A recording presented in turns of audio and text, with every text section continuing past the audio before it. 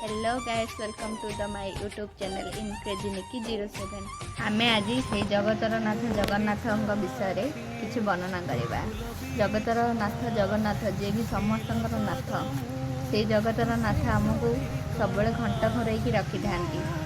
से हाथ को सब खोला कर रखी थांती कहीं ना कौन भक्त आसिले केबे भी कहीं फेरी न जातु बोली तांकर दुख कहले भक्त मानकर दुख सब से समस्त को खुशी में रखा चाहिए, कारण से समस्त पर जगतर नाथ जगन्नाथ से केमी समस्त को दुख रखा चाहिए, से समस्त को खुशी में रखा चाहिए। सेमती सिंहद्वार सब कबाड़ सब खोला रही थाए, जमी कौन भक्त केबे भी फेरी न जाती।